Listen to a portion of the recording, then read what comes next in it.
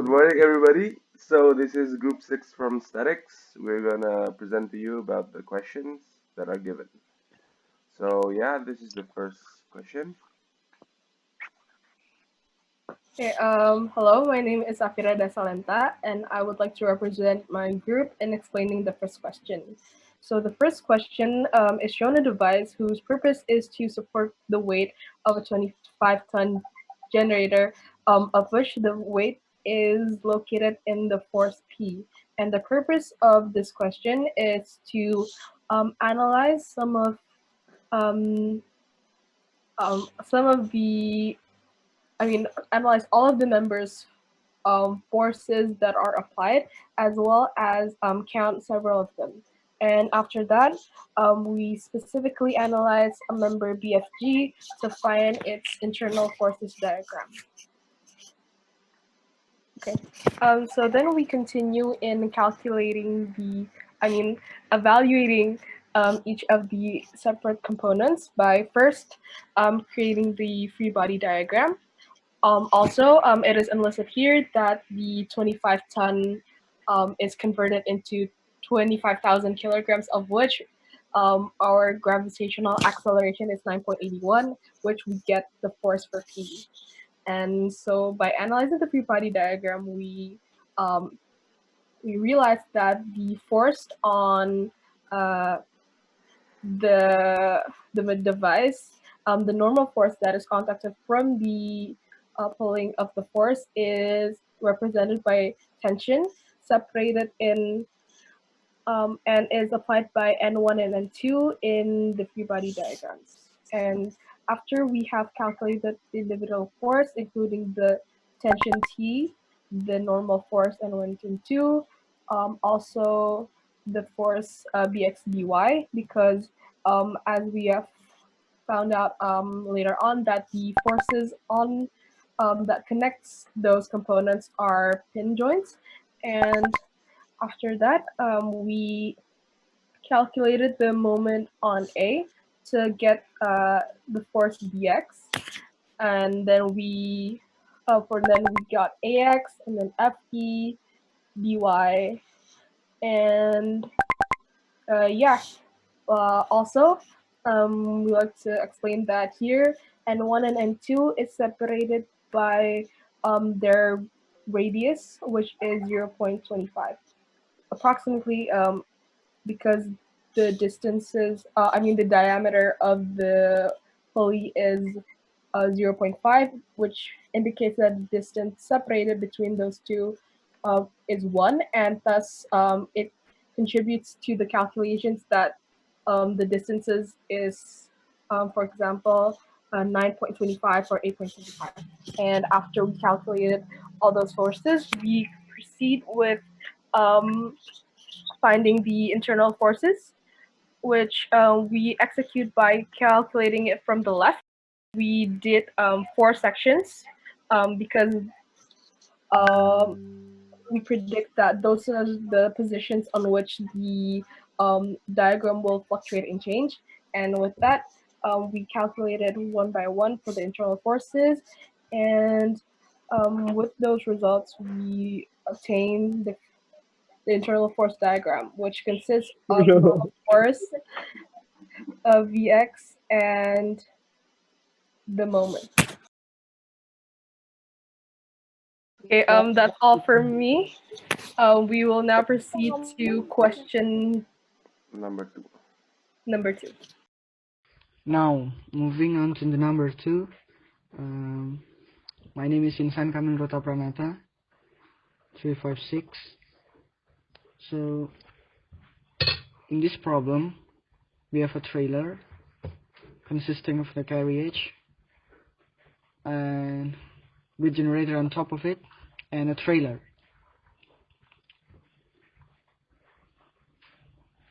The flatbed trailer itself has 7 tons of weight and the generator has 25 tons of mass, and the carriage itself has a mass of 8,000 kilograms, and we have the kinetic friction of 1.5, 1.4 and static friction of 1.5. The inclination is 30 degrees, and we are asked to find the x in which the distance from point C to the generator, or the position of the generator on the carriage. So the ideas are to solve this problem is to find the maximum friction at point B, at tire B, and then we'll find the reaction at D, and then we'll find the position of the generator on top of the carriage. So to solve this, we make two free body diagrams. The first one is the free body diagram of the trailer, and then the second one is the free body diagram of the carriage and the generator. Now we move on to the free body diagram of the trailer. So what we have here is the reaction force at A, reaction force at B, traction at B, which is equal to Fs max or 1.5 B, and then the reaction force at dy and dx, and then the width of the truck at GC. Now there are more than 3 unknowns here, but we can find the dx from the other free body diagram. Now, if you see the free body diagram of the carriage here,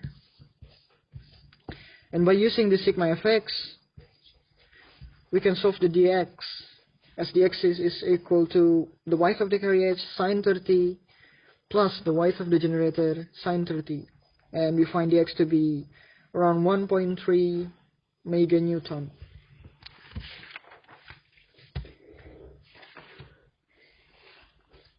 Now that we find dx, we can solve the free body diagram of the trailer.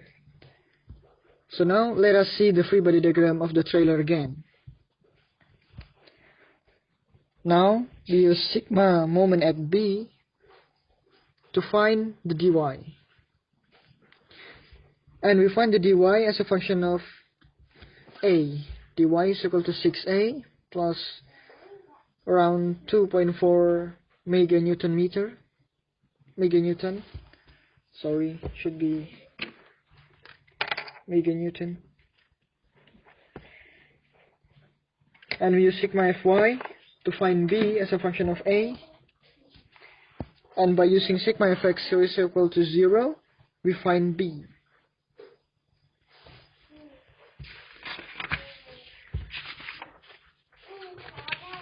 Now that we get free function, dy is equal to 6A plus 2.4 meganewton, B is equal to 5A plus 2.437024 newton, and B is equal to 0.65 meganewton.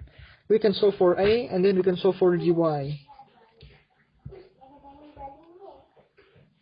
And we find the dy to be around 2.6 meganewton.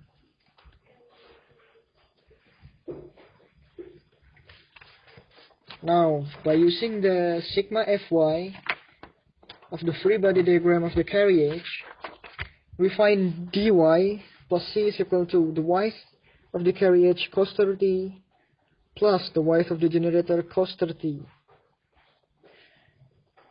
And if we take a look at the free body diagram of the carriage, I use the convention y here is equal to 15 minus 8, and x as a function of y. X is equal to 7 minus y.